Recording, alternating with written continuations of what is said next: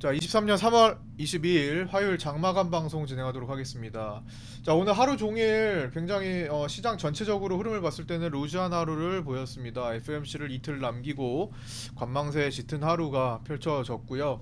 하루 종일 외국인들이 콜옵션, 풋옵션, 월물 옵션에 대해서 양쪽 양매도를 지속적으로 보여오다가 보시면 여기 갈색 선 있죠. 갈색 선을 계속 지금 콜옵션인데 콜옵션을 계속 매도 우위에 좀 있다가 마지막에 올청산을 하고 끝납니다. 제로. 풋옵션도 마찬가지로 오늘 하루 종일 양풀이 다 빠지면서 박스권에 가둬놓다가 마지막에 다시 원위치 올청산을 하고 끝나는 모습입니다.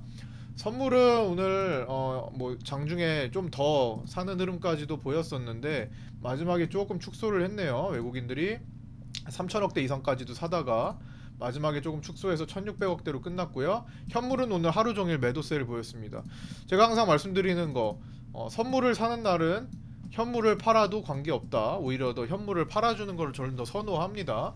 둘 다 사는 것보다 외국인들이 자금을 나눠서 선물에 집중을 하는 날은 현물을 팔아주는 걸 좀 더 선호합니다. 예전에 20년 3월 코로나 시기에 제가 가장 상승장의 사유로 판단을 했던, 앞으로 상승장이 강하게 올 것이다라고 판단을 했던 내용 중에 하나가 바로 파생 상품에서의 이런 구조 때문이었죠.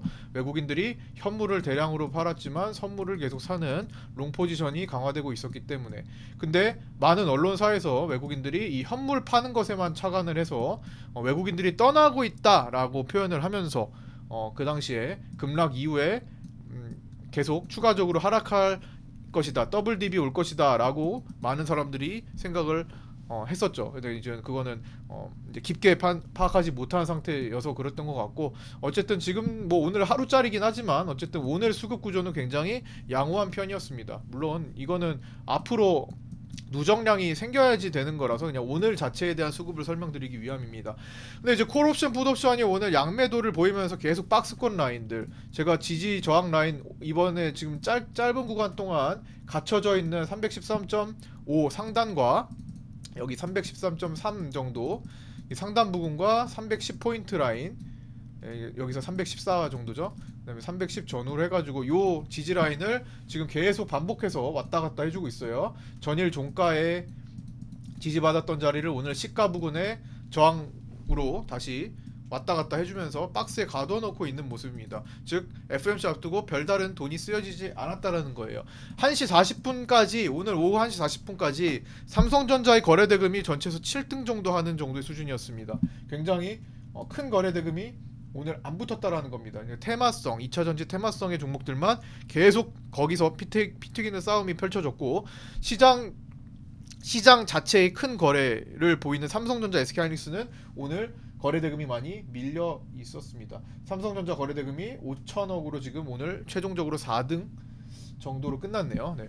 결국에는 지금 시장 거래대금을 축소시킨 다음에 테마성 종목에만 수급이 몰리고 FOMC를 기다리는 것이 아닌가 이렇게 생각을 해 두면서도, 오늘 마지막에 외국인들이 옵션 매도분을 다 정리를 하는 모습을 보아하니 내일 FOMC 앞두고 기대감으로 띄우거나 우려감으로 하락시키는 변동성이 어느 정도 오늘보다는 나타날 수 있지 않나, 이런 생각도 좀 해봅니다. 오늘보다는 조금 더 활발한 시장이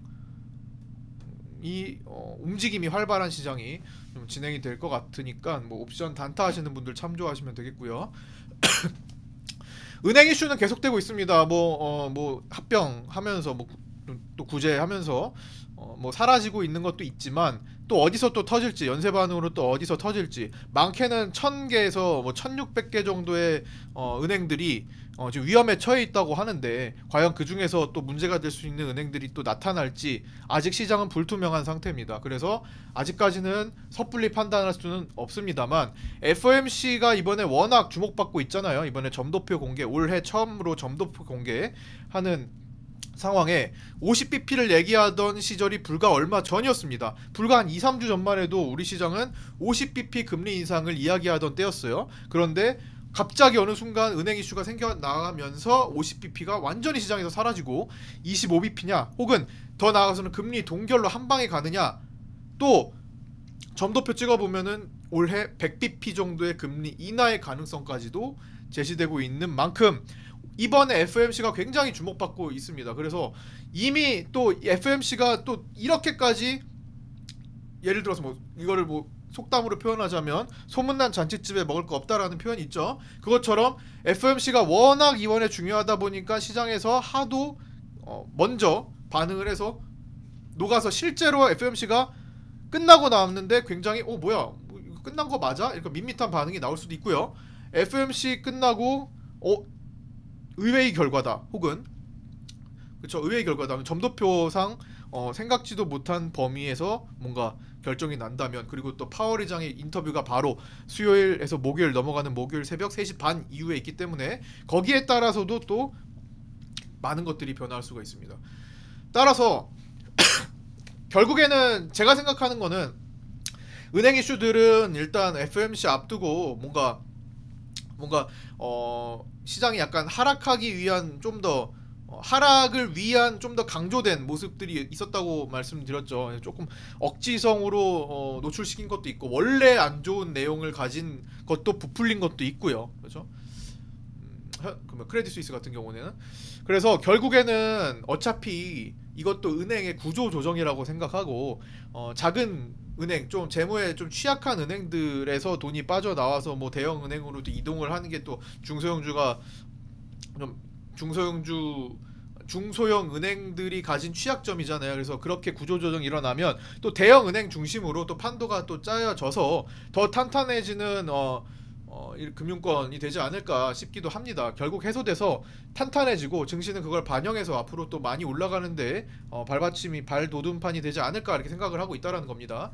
그래서 일단 단기적인 이슈는 일단 시간이 지나면서 해소가 되는 과정을 잘 지켜보셔야 될 거고요. 섣불리 판단하지는 않을 겁니다. 그래서 결국에는 FOMC 결과에 시장이 어떤 반응을 보이는지부터 체크를 하고, 준비된 현금 어제도 만들었습니다. 우리 어제 하이딥이 며칠 동안 끌고 올라오면서 요것도 가지고 있던 거 매도, 좋은 가격에 수익 매도를 할 수 있었고요. 그 다음에 네온테크 어제 갭 뛰어가지고 좀 제가 감사 보고서가 조금 찝찝한 내용이 좀 있다고 해가지고 어제 오전 내내 매도 해서 현금 확보해달라고 말씀을 드렸었죠, 이 공간에서. 그래서 이런 것들 두 개를 더 현금 확보하고, 오늘 뭐 하나를 들어가긴 했습니다만 그래도 조금 엊그제보다는 현금이 좀 더 마련이 되셨을 거라고 봅니다. 그래서 지금까지 계속 한 달 넘게, 한 달하고도 4일 정도 바이오니아 KEC에서 수익 크게 매도한 다음에 현금 확보된 거 많이 지키고 있었고, 그 뒤로도 매도를 몇 개 했었고요.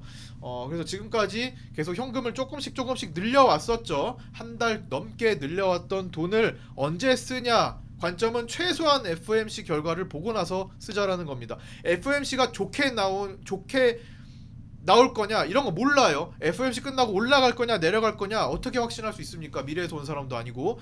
다만 저는 지금 파생 시장이 펼쳐지는 그 베팅 구조상 조금 더 상승으로 갈, 결국 귀결점이 상승이라고 보면서 그 중간에 있는 과정들을 최대한 이겨내려고 하는 겁니다. 그래서 FOMC가 결과 이후에 시장이 어떤 반응을 보일지부터 본 다음에 판단을 하면 되는 겁니다. 그래서 지금 정혜연 방에는 최대한 그렇게 말씀드리면서 시간을 끌고 보류하고 있습니다. 투자 결정을. 그래서 투자 전략은 FOMC 보고 나서 목요일에 흐름 보고, 더 나아가서는 금요일까지 완성되는 주봉에 완성되는 흐름을 보고 시장이 어떤 반응을 보일지 보고 판단을 하자라는 게 제가 생각하는 지금 투자 전략이고요.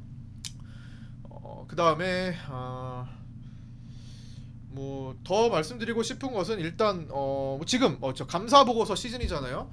29일 정기 주주총회가 3월 29일인 기업은 오늘까지, 21일까지 일주일 전 오늘까지 감사 보고서를 제출해야 되고요. 기본적으로 첫 일정이. 그 다음에 첫 커트라인이 그렇다는 거예요. 그 다음에 내일은 30일 주총인 기업들이 마감을 해야 되는 날입니다. 그 다음에 마지막으로 목요일 3월 31일까지죠. 31일에 대부분 정말 많은 기업들이 31일, 31일에 주주총회를 하는데, 31일인 경우에는 목요일까지 제출을 해야 되니까 각자 보유하신 거 일정 잘 체크하시면서 조금 재무적으로 위험한 종목이 당일 종가까지도 내지 않는다라고 봤을 때는 당연히 일단 끊어두는 게 안전할 겁니다. 근데 재무적으로 튼튼한 기업인데 종가까지 안 냈는데 팔아야 되나? 팔고 싶지 않은데 이런 경우에는 조금 놔둬도 사실은 저녁 때까지 제출을 하는 경우도 있기 때문에 꽤 많기 때문에 재무적으로 자신이 있는 경우에만 뭐 꼭 종가까지 안 내더라도 뭐 그 이후에 큰 문제가 되지는 않을 겁니다. 웬만하면요. 어제 같은 경우는 후성이라는 기업이 사실 재무적으로 그렇게 뭐 감사 보고서 걱정할 만한 그런 기업은 아니지만 저녁 7시까지 내지도 않았습니다. 저녁 7시가 넘어서 주주들을 굉장히 걱정스럽게 만드는 그런 사례도 있었는데 결국에는 잘 냈죠. 그리고 감사 보고서를 당일에 보통 마지막 날에 내지 않는 경우에는 일주일 정도 더 받는 그 제출 지연 공시를 하면 일주일 정도 받으니까 뭐 그렇게 해서 뭐 풀어갈 수도 있는 거니까 적어도 재무 구조가 좀 불안한 경우에만 처리를 잘 해주시면 될 것 같습니다. 네, 하여튼 요 정도로 오늘 마치고요.